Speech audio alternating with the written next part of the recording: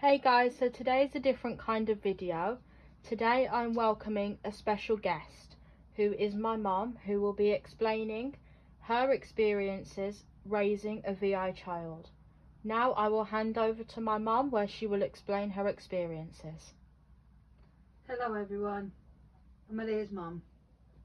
When Aaliyah was first born, I was so scared on how I would raise her and worried about how her future would plan out.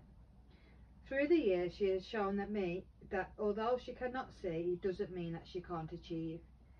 Throughout the 13 years of Aaliyah's life, she has achieved so much, starting with learning how to braille and read it at such a young age, then moving on to teaching braille to others too. Although I'm still a little worried about her future, I am confident she'll be amazing at anything that she chooses to do. So guys, that was just a little bit about my mum's experiences. So in the second part of this video, I'm going to be asking my mum a few quick questions and she will be answering them. So our first question is, how did you feel when I was first born? So when you was first born, I feel like I had a lot of emotions. Obviously I was happy, I was emotional, I was scared, yeah, just like a mixture of emotions basically. Because you didn't exactly find out you was blind until you was 2 weeks old. So how were those first 2 weeks between? Confusing. Okay. Question 2. What tips and tricks would you give to any parent raising a VI child? So if you've got a child who is VI, I would say don't wrap them up in cotton wool. Allow them to explore. Allow them to learn at their own pace. Don't be afraid to take them out to go and explore the world, and you'll definitely learn a lot from them, because I've learned a lot from Aaliyah. And one thing I'd also say is to believe in them. Because some people do believe that because people are different and they're not able to do a lot of things, but actually you can do whatever you put your mind to. Right, question 3. If you could travel back to when I was first born, would you change anything? I feel like the only things I would change is my feelings, because I was very scared, and at first I was like, oh my god, she's not going to be able to do this, she's not going to be able to do that, how am I going to do this? But then looking back, like, you just beat every obstacle early. You know, you was doing braille, like reception, so yeah, it's anything really. Question 4.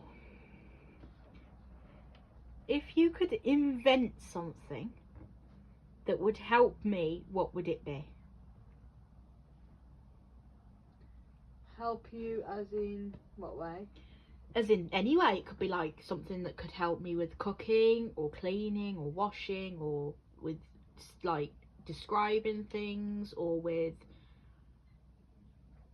I don't know, anything really. It doesn't really have to be anything specific.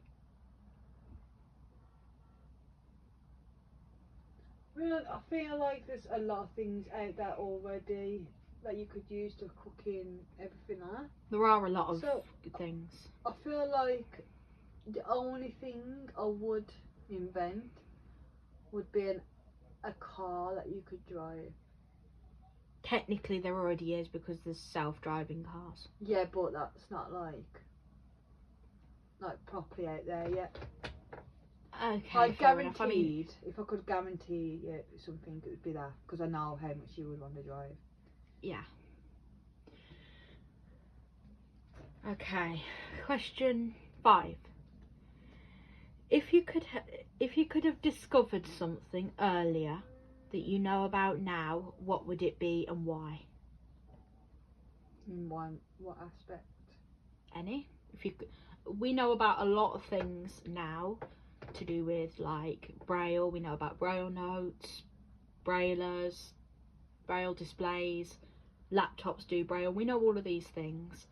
We know about cooking items. We know about lots of different things. But if you could have discovered any of those things earlier, then what would they be? The only thing I would say it'd probably be support groups.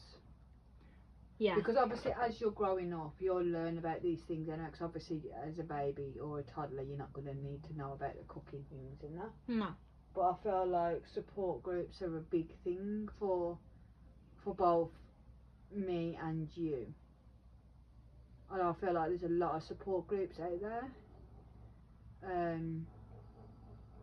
Obviously we have the Max group, but for the children, I don't think there's actually a support group where they can speak to other kids and things like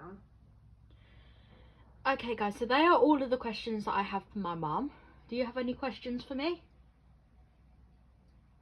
How do you feel being VI? Okay, I'm going to be very honest here. I am happy because although I'm very different to a lot of other people, I can be an influence for others, I can set an example to others, and I can show others such an important lesson that although people are different, it means that they can still do things and they can still do whatever they want to do. And like before, I wanted to become a doctor, and I was like, okay, this is not possible. I was watching doctors out there, doctors on videos, like I was like watching real doctors when we went out and things, and I was like, I said to my mum, this is not possible.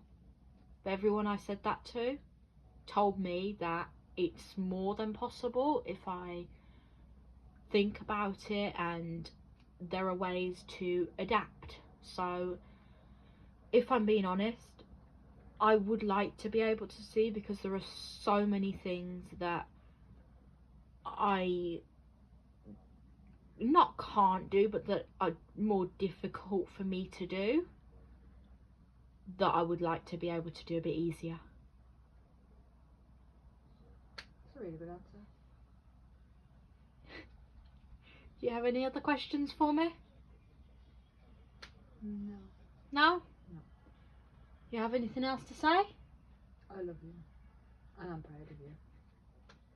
Okay, well, I'm going to end this video now. I hope you guys enjoyed it, and I'll see you next time. Bye-bye. Bye.